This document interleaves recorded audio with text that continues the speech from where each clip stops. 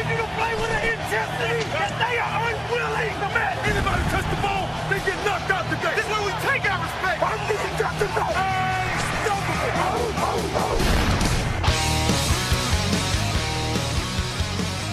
Bem-vindos ao podcast NFL Hoje. Meu nome é Gabriel Martins e comigo aqui está Frederico Maritan. Tudo bem, Fred? Tudo bem sim, Gabriel. Muita satisfação de estar mais uma vez participando aqui do podcast NFL Hoje. E tivemos alguns jogos já ontem e agora vamos continuar com a discussão sobre a off-season, sobre as movimentações de cada time, que tem muitos assuntos hoje e muita coisa pra gente falar. É isso mesmo. Antes de começar, eu queria só dar um recado pro pessoal que está na Liga 2 e na Liga 3 do Fantasy do NFL Hoje. Só para lembrar que o draft vai ser esse domingo à noite, provavelmente às 9. Só lembrando que a Liga 2 é o José Paulo Mendes que está administrando, eu tô com a Liga 3, então provavelmente os dois vão ser às 9 horas da noite, mas a gente vai lembrando aí durante até amanhã, hoje ainda, né? Hoje é sexta-feira ainda que a gente tá gravando, a gente vai botar mais uns avisos aí para vocês não perderem. Eu também queria lembrar o pessoal de curtir nossa página no Facebook, se inscrever no nosso canal do YouTube e para você que tem iPhone, também não esqueça de assinar nosso feed lá no iTunes e deixar comentários, avaliações, feedbacks, que é sempre importante saber o que as pessoas que estão acompanhando o nosso trabalho estão achando, se está gostando, críticas, sugestões, que a gente está sempre aberto. E também indicar para os seus amigos. Peça para eles indicarem, para indicar para quem curte a NFL, que a gente só tem a ganhar com isso. É isso aí, sempre indica para seus amigos, fala para seus amigos, indicar para os amigos deles.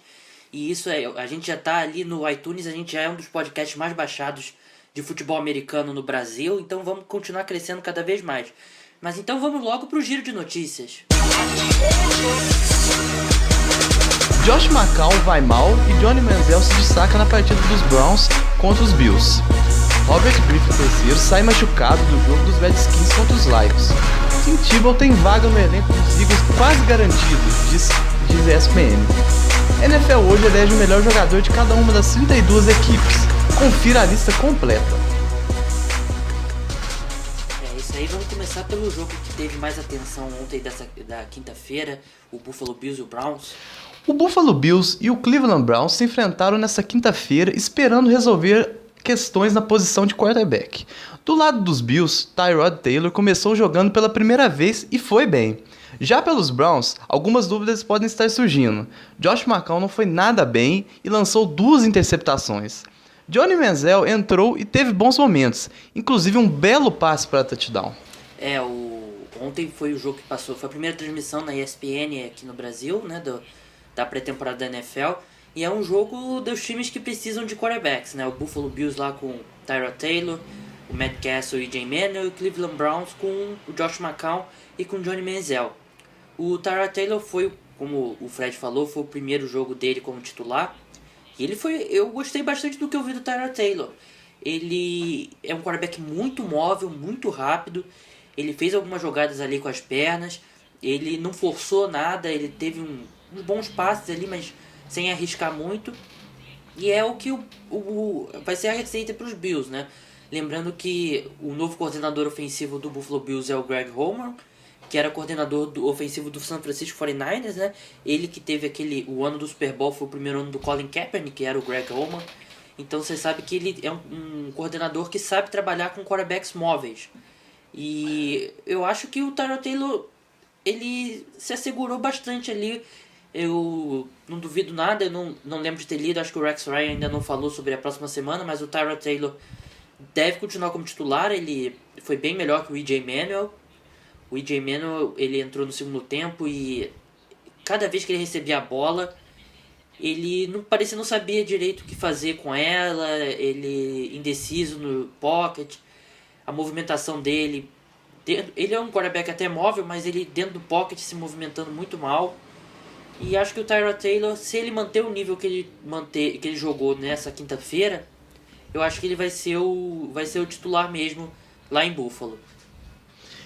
Para quem viu o jogo ontem, e ele começou muito, muito incerto, né? Porque são 2 times que têm muitas dúvidas na posição de quarterback, né? E do lado dos Bills, para quem viu, ou mesmo os highlights, o Tyrod Taylor foi muito bem mesmo. Eu acho que tem um bom valor, assim. Eu acho que começou a acendeu uma ideia na cabeça do Rex Ryan, e o Tyrod Taylor tá na frente na briga, assim, pelo que eu vi ontem. Ele tem um trabalho de pernas muito bons, ele acertou alguns passes muito, muito interessantes, algumas chamadas de ataque dele que ele executou bem, e eu acho que aí pode ter uma solução para essa posição de quarterback nos Bills, que é investindo no Tyrod Taylor com esses passes simples, jogando sem arriscar demais, e o trabalho bom de corrida com ele. Ele tem uma certa velocidade, sabe fugir da pressão, e pelo lado do J-Man, apesar dele ter feito o drive da vitória, foi até um drive legal, eu não acredito que ele vai continuar no time. Inclusive, com possibilidade até de ser cortado. Eu achei que ele segurou a bola muito tempo, achei que alguns passes dele foram muito ruins, e o Tyrod Taylor tem tudo para ser o titular na semana 1 pelos Bills. Agora, tem ainda 2 jogos ainda de pré-temporada, Mas os Bills acho que pode ter uma esperança nessa posição. E com o ataque terrestre, com o LeSean McCoy, ainda pode investir muito nessa jogada de valorizar o jogo terrestre. E o Buffalo Bills ele tá passando por uma coisa que eu confesso que eu nunca vi. Ontem, quando eles entraram em campo, dos running backs dele, eles estavam com 5 running backs lesionados. Então, quem começou jogando, eu nem lembro o nome do running back que foi que começou jogando, mas eu sei que ele era o 6º no depth chart, né, na lista ali de running backs. O LeSean McCoy não jogou, que ele tá com um problema ali no posterior da coxa.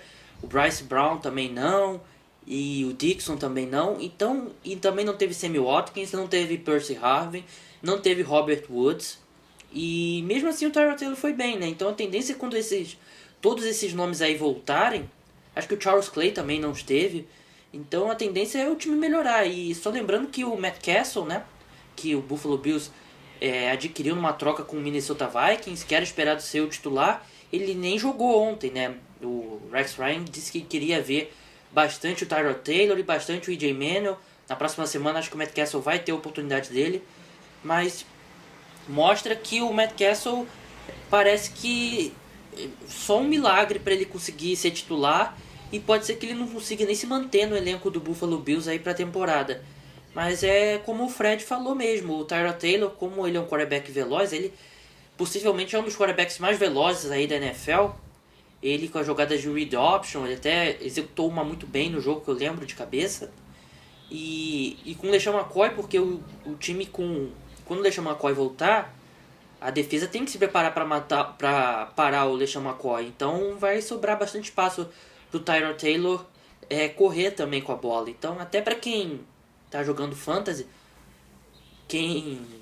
você que tá começando, sempre pensa que quarterback que corre dá um valor muito bom, porque jardas terrestres você ganha mais pontos que jardas aéreas. E touchdown corrido também dá mais pontos que touchdown passado. Então caras como o Russell Wilson e o Cam Newton têm bastante valor porque eles têm essa mobilidade. Então é bom ficar de olho na situação do Tyrod Taylor. Eu acho que ele não vai chegar a valer a pena ser um quarterback titular e tal, mas se ele melhorar muito, de repente pode valer a pena ir pro seu fantasy, pegar ali na última escolha ou no free agency. Agora passando pro lado dos Browns, a gente fala muito do Johnny Manziel, do Josh McCown, mas o que o Mike Patton, né, o head coach do Cleveland Browns, falava que era o Josh McCown era o titular e não tinha muita disputa. Só que o Josh McCown até foi relativamente razoável, digamos assim, na primeira semana. Mas agora, contra o Buffalo Bills, ele não foi bem. Ele teve uma interceptação que não foi culpa dele. A bola bateu na mão do recebedor e o defensive back acabou conseguindo pegar. A segunda foi culpa dele. E é uma coisa assim, o Josh McCown ele teve aqueles bons jogos dele pelo Chicago Bears em 2013, jogando com recebedores gigantes, né? Que era o Brandon Marshall, o Alshon Jeffrey e o Martellus Bennett, que ele jogava a bola pro alto e esses 3 caras estavam muito bem, desciam e pegavam a bola. Só que o Buffalo Bills, o Cleveland Browns, ele tem o pior corpo de recebedores da NFL. Isso eu acho que não há nem muita discussão nisso. E os recebedores, tirando o Dwayne Bowe, que não jogou ontem, recebedores muito baixos. Então a segunda interceptação dele, eu acho que o Josh McCown foi naquela questão dele, no costume, né, de jogar a bola pro alto para dar uma chance pro recebedor. Só que ele jogou a bola pro alto para um recebedor de 1,75 m, que não conseguiu buscar a bola lá no alto. Então essa você pode botar na culpa assim, na conta do Josh McCown. E o Johnny Manziel, quando entrou, eu gostei dele. Ele começou os 2 primeiros drives dele, ele não arriscou muito, ele teve uma corrida boa assim, mas passes curtos. E na segunda, eu acho que no terceiro drive, no drive do touchdown, ele foi bem. Ele conseguiu uma jogada que ele escapou muito bem da pressão. E continuou, isso que é importante, ele correu para escapar da pressão, mas continuou com os olhos lá na frente para ver um recebedor para ele passar e conseguiu completar um passe bem longo. Ele não estava entrando em pânico para correr logo com a bola. E depois 2 jogadas depois, ele recebeu a bola, fez o play action, subiu no pocket. A proteção estava muito boa, mas ele subiu muito bem, se movimentou bem no pocket, acertou um belo passe lá pro touchdown. Touchdown de 20, 30 jardas, se não me engano, agora de cabeça. E acho que eu até escrevi isso no nosso Twitter, né, no @hojeNFL. E depois vi que no NFL.com eles também botaram algo nesse sentido, que parece que começa a haver uma batalha lá em Cleveland pela posição de quarterback. Acho que, pelo que o Josh McCown tem mostrado, não justifica ele ser o titular garantido, e com o Johnny Manziel tendo 2 bons jogos seguidos. Não sei o que o Fred acha. Bom, pra quem viu o jogo ontem, o jogo foi fraco, né? Inclusive terminando 11-10, as defesas dominaram os ataques. Pra quem tava vendo ao vivo na ESPN, o Paulo Mancha até cobrou umas chamadas mais agressivas do coordenador ofensivo dos Browns. Aí, na hora que ele falou isso, o Manziel acertou esse passe bonito. Eu achei muito, muito interessante a movimentação dele. Ele me pareceu muito mais maduro agora na NFL, porque quando ele foi draftado, eu tinha uma série de dúvidas se ele ia dar certo na liga. Eu achei ele, assim, muito, muito cru mesmo pra já chegar e resolver esse problema que o Cleveland Browns tem na posição de quarterback há muitos e muitos anos. Pelo que eu vi do jogo de ontem, ele tá evoluindo demais. O Josh McCown ontem não foi bem mesmo, não gostei muito da execução das jogadas dele. E o Manziel, olha, com a linha ofensiva ajudando ele, abrindo espaços, acho que ele faz um trabalho de pernas também muito bom. E ele acertou uns passes ontem, assim, que pode pode ter esperança o torcedor dos Browns, que ele tá evoluindo e, quem sabe, não sei se esse ano ainda, mas para as próximas temporadas eu acho que ele pode trazer muitas alegrias para os Browns. E é claro, sempre lembrando, mantendo longe desses problemas fora de campo que ele já teve. O que eu não gostei do Johnny Manziel ontem foi o último drive, né? Que o Buffalo Bills conseguiu fazer 11-10 ali, aí faltava 1 minuto 40, se eu não me engano, e o Browns ainda tinha 3 tempos, né? Mas aí o Johnny Manziel não foi bem, ele não conseguiu mover a bola muito bem. Até algumas jogadas ali ele conseguiu colocar a bola no lugar certo, mas em geral nesse último drive ele não foi bem mesmo. E é isso, ele não foi espetacular, mas o Josh McCown foi menos espetacular ainda. Então eu acho que por isso que pode ser que comece a haver uma disputa. De repente no terceiro jogo o Josh McCown de novo vá mal e o Johnny Manziel de novo entre bem. Como é que você vai justificar manter um quarterback de 36 anos, que já passou por metade da liga e não conseguiu se firmar em lugar nenhum, enquanto você tem no banco um garoto acho que o Johnny Manziel tem 23 anos, 22 anos, que tem potencial, que está mostrando mais mais qualidade até que o Josh McCown, e ele ainda tem essa possibilidade de ser o quarterback do futuro. Então vai ser difícil justificar manter o Josh McCown como titular se essa situação se repetir na terceira e na quarta semana. Então acho que o Johnny Manziel está no caminho certo. Não sei ainda se ele vai começar a temporada como titular, mas como esse ataque do Browns é tão ruim, eu acho que falta aquele jogador, o playmaker, né, que eles falam, um wide receiver que consiga fazer aquela jogada espetacular, um running back que consiga pegar a bola e fazer uma corrida de 80 jardas. Falta um tight end que seja imparável na red zone. Então, de repente, seja a situação de colocar o Johnny Manziel, porque o Johnny Manziel é um playmaker, ele consegue criar umas jogadas com as pernas, Ele consegue fazer umas boas corridas, ele consegue escapar da pressão e tirar um passe ali que improvável. Então eu acho que isso pode acabar pesando aí para a decisão do Cleveland Browns. Eu acho que o Browns não vai brigar muito para os playoffs, não deve brigar, ele deve ficar ali em quarto lugar, no máximo em terceiro na NFC Norte. Então eu acho que o Johnny Manziel vai ter essa oportunidade de jogar, mesmo que ele não comece como titular. Mas vamos passar para o outro jogo dessa quinta-feira, Fred? Nossa, um jogo parece mais do mesmo, né? Parece um déjà vu. RG3 deixou o jogo dos Redskins nessa quinta-feira não só com uma, mas com 2 lesões. Uma no ombro e uma outra foi uma concussão. Foi exatamente o que você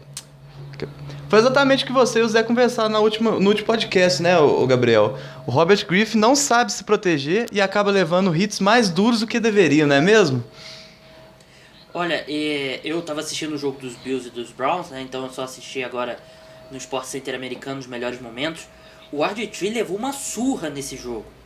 Ele foi parte culpa da linha ofensiva e parte também ele não saber se proteger. Tem uma jogada que o Brandon Sheriff, né, a primeira escolha do Redskins no último draft, né, aquele left tackle, mas tá jogando de right tackle, ele foi completamente empurrado como se fosse nada pelo Ziggy Ansah, né, defensive end do Detroit Lions.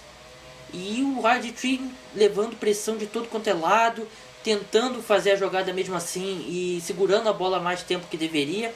E foi muito parecido com o que aconteceu na primeira semana, né, que até eu e o Zé conversamos, como o Fred falou.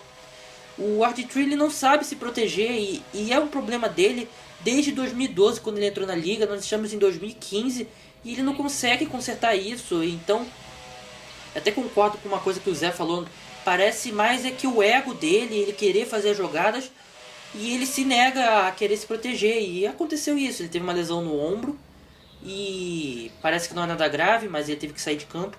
E ele teve uma concussão também, e uma concussão a gente sabe que é algo complicado. A concussão, para quem não sabe, é uma lesão na cabeça, né?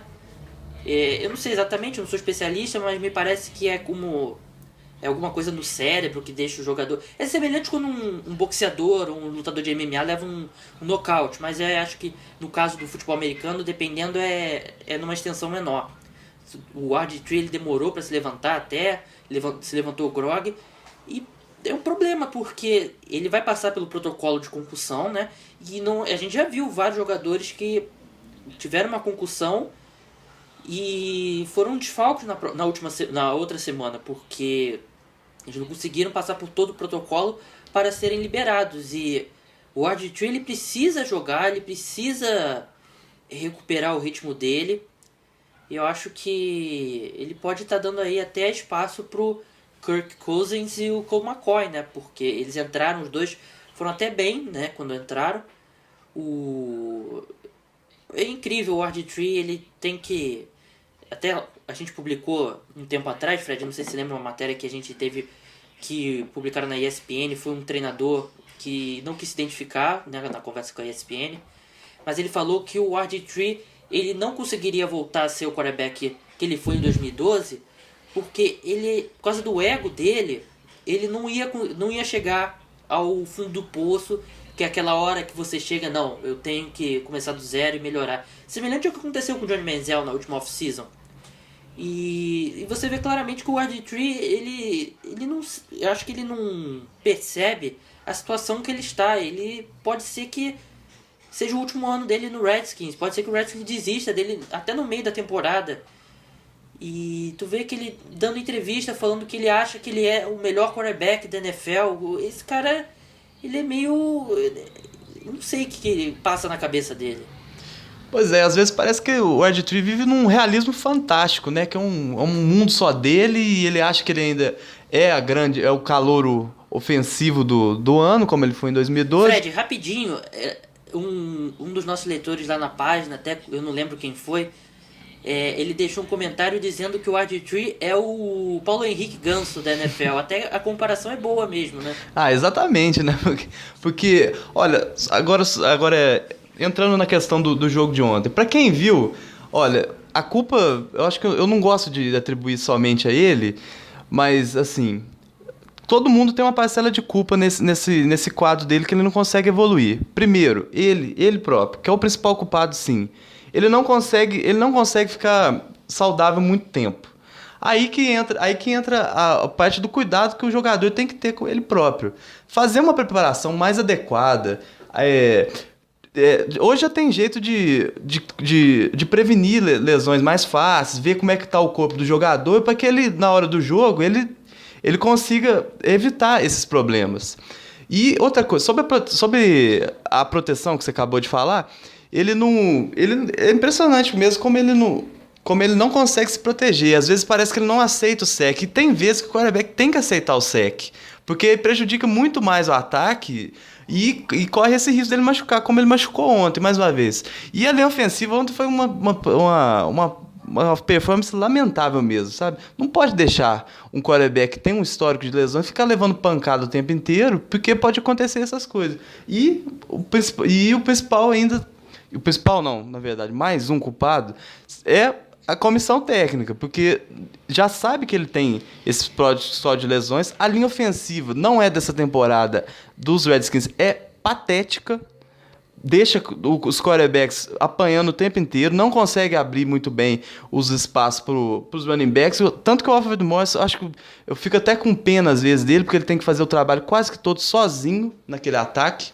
E fica nessa história que os Redskins do RG3. Vai ser o RG3 de 2012, que teve aquela arrancada fantástica e ganhou a divisão, mas depois viveu só de alguns momentos, machucando sempre. E o torcedor vai ficando cada vez mais revoltado. Abandonar o time não vai, mas como é que vai continuar apoiando desse jeito? Sendo que o ataque e o quarterback, que seria a grande aposta da franquia, não consegue ficar em campo. Aí o time fica parado. E se ele não. Tomara que não seja sério. Eu torço para que não seja sério, mas agora ele precisa mudar esse pensamento dele. De aceitar, às vezes, que ele foi dominado pela defesa.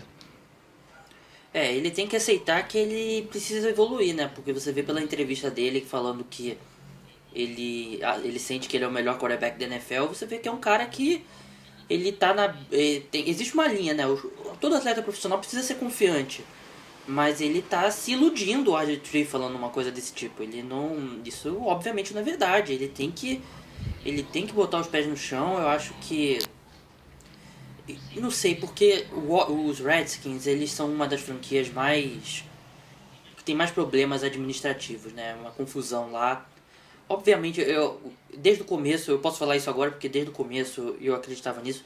O Jay Gruden, eu não achava que ele merecia ser um head coach da NFL. Eu não entendo, ele era coordenador ofensivo dos Bengals que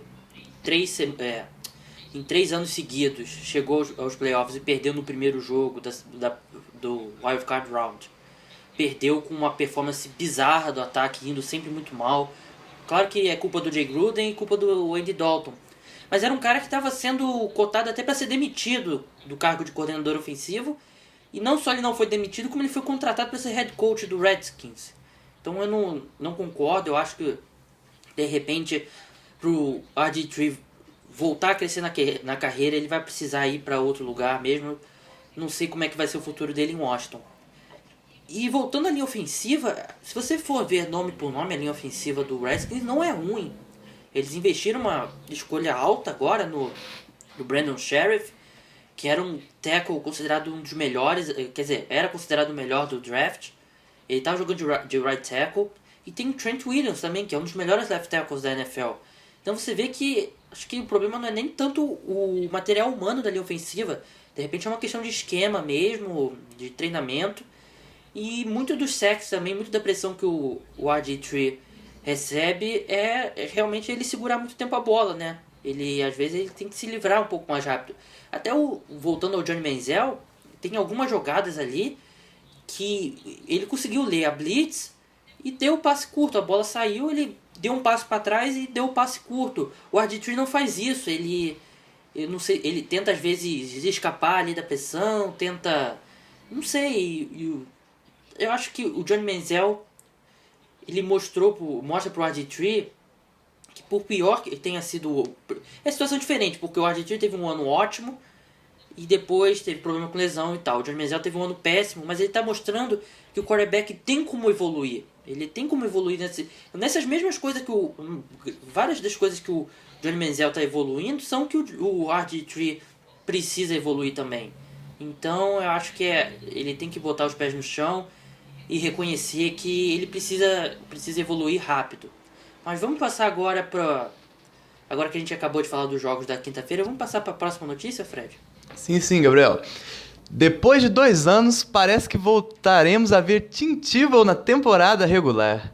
De acordo com a ESPN, Chip Kelly está muito satisfeito com o que tem visto do jogador e a vaga dele está quase garantida no elenco dos Eagles.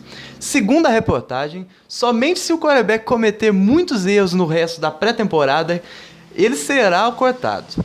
Enquanto isso, Matt Barkley estaria disponível para trocas.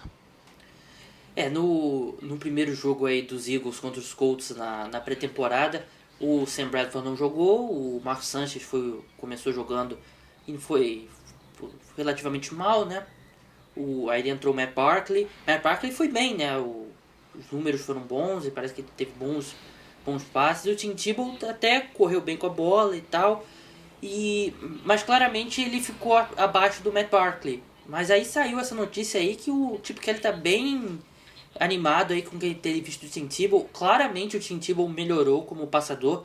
Ainda é longe de ser um cara que passe a bola no nível de um quarterback da NFL, no nível de quarterback titular da NFL.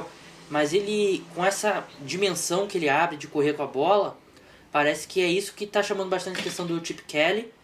E é por isso que ele parece estar com uma vaga garantida quase no elenco. Só se ele tiver um resto de pré-temporada muito ruim que ele vai perder. E o Matt Barkley, ele até mostrou bons momentos aí no primeiro jogo. De repente tem alguns times aí que poderiam apostar nele. Apesar de que é o que a gente fala, né, Fred? Esse ataque do Philadelphia Eagles, ele é um pouco a prova de quarterback, né? Porque até o Mark Sanchez teve bons números ano passado em alguns jogos. O Nick Foles teve números espetaculares também nesse ataque. Então, de repente, não tem como saber como o Matt Barkley seria num ataque tradicional. Mas eu acho que é até legal pra NFL, assim, a gente ter o Tim Tebow em campo, né? Teve muita gente que comemorou essa volta dele, né? E pra quem viu os highlights dele, ele mostrou evolução mesmo, como você falou, no passe, principalmente no passe, né? Ele acertou uns bons passes, tudo, teve aquela jogada característica dele de correr com a bola. Eu fiquei muito surpreso com o que ele apresentou nesse primeiro jogo. Agora, eu não sei se ele tem, quer dizer, que o Chip Kelly gostou, pelo que a reportagem falou, pode até ser. Agora eu não sei como é que vai ser a hora que o Sam Bradford estrear, né? Porque eu acho que a grande aposta do Chip Kelly é o Sam Bradford. Agora, se o Tim Tebow continuar jogando bem, mesmo que ele não seja titular nos Eagles, eu acho que ele pode ser uma boa moeda de troca lá pro time. Porque ele, assim, ainda tem muitos times ainda que estão buscando o quarterback titular. E pelo que ele apresentou, é claro que é um jogo de pré-temporada, com os times não entram na potência máxima. Mas, assim, ele pode conseguir uma vaga de titular em algum time. Não sei se nos Eagles ele vai ter condição, mas agora, que outros times, acho que olharam o que ele apresentou e já começaram a estudar essa possibilidade de trazer ele, eu acho que sim. O Tim Tebow, eu acho que o Chip Kelly... Acho não, até o que todas as notícias falam, é que o Chip Kelly pensa nele para as conversões de 2 pontos, né? Que deve aumentar o número de vezes que as equipes vão para conversão de 2 pontos, com o extra point agora sendo mais longo. Então acho que ele vai se encaixar ali nesse papel, né? E é o terceiro quarterback que entra em campo para conversão de 2 pontos, de repente uma jogadinha ali ou outra. Mas eu, particularmente, eu não gosto muito dessa história de quarterback, de trocar o quarterback durante o jogo para entrar um quarterback para fazer uma jogada. Eu acho que quebra muito o ritmo. Eu não lembro de nenhuma situação que isso dê certo. O próprio Tim Tebow lá nos Jets, ele entrava de vez em quando e não dava certo. Mas acho que para conversão de 2 pontos é até interessante, porque nem o Sam Bradford, nem o Mark Sanchez tem essa capacidade de correr com a bola. Então, você na conversão de 2 pontos, bota muita pressão na defesa você tem que parar o passe, se preocupar em parar o passe, mas ao mesmo tempo não pode deixar o quarterback correr, que é o caso do Tim Tebow. Então ele pode ser um jogador útil aí pra frente. Agora passar para a próxima, na verdade é nosso último tópico, né, desse podcast, a série que fui eu que fiz lá no NFL hoje, né, eu elegi os melhores jogadores o melhor jogador de cada uma das 32 franquias, né. Até porque, até expliquei lá na época, eu acho que eu já cheguei a explicar isso aqui no podcast, que o prêmio da NFL é o MVP, né, jogador mais valioso. E dessas 32 equipes, eu acho que 18, esse mais valioso é o quarterback. Não tem jeito, o quarterback é a posição mais importante aí do futebol americano e, consequentemente, é o jogador mais valioso. Mas isso eu coloquei aí o melhor jogador. Assim, por exemplo, o exemplo que eu cito sempre é o Dallas Cowboys. Que o jogador mais valioso do Dallas Cowboys é o Tony Romo. Se você tira o Tony Romo desse time, o Dallas Cowboys não vai a lugar nenhum. Mas o Tony Romo não é o melhor jogador desse time. Ele talvez não seja nenhum... ele é um quarterback ali no top 10, ali, de repente 9, 8. Mas você tem o Dez Bryant, que é um dos melhores recebedores e está ali lá no topo com Calvin Johnson e Antonio Brown. Então eu acho que o Dez Bryant é um recebedor melhor do que o Tony Romo é um quarterback. Então é mais ou menos esse raciocínio que eu usei. Eu vou passar rapidamente a lista aqui. E o Fred, a gente já conversou antes da gente entrar no ar, ele discordou ali em 2 nomes. Então, só para quem não acompanhou a série, foram os seguintes jogadores que eu elegi. O Arizona Cardinals eu botei o Patrick Peterson, o Atlanta Falcons, o Julio Jones, o Baltimore Ravens, o Marshall Yanda, né, o guard, o Buffalo Bills, o Marcel Darius, defensive tackle, o Carolina Panthers, Luke Kuechly, linebacker, Chicago Bears, Matt Forte, o running back. O Cincinnati Bengals, o AJ Green, wide receiver. Cleveland Browns, Joe Thomas, left tackle. Dallas Cowboys, como eu falei antes, o Dez Bryant. O Denver Broncos, o Von Miller. Detroit Lions, o Calvin Johnson. Green Bay Packers, Aaron Rodgers. Houston Texans, J.J. Watt. Indianapolis Colts, Andrew Luck. Jacksonville Jaguars, Julio Thomas. Kansas City Chiefs, Justin Houston. Miami Dolphins, Ndamukong Suh. Minnesota Vikings, Adrian Peterson. New England Patriots, o Rob Gronkowski. New Orleans Saints, o Drew Brees. O New York Giants, o Odell Beckham. O New York Jets, Darrelle Reeves. O Oakland Raiders, o Khalil Mack. O Philadelphia Eagles, Jason Peters. Pittsburgh Steelers, Antonio Brown. San Diego Chargers, Philip Rivers. San Francisco 49ers, Navarro Bowman. Seattle Seahawks, Earl Thomas. St. Louis Rams, Robert Quinn. O Tampa Bay Buccaneers, o Gerald McCoy. Tennessee Titans, Delaney Walker. E o Washington Redskins, para terminar, o Trent Williams.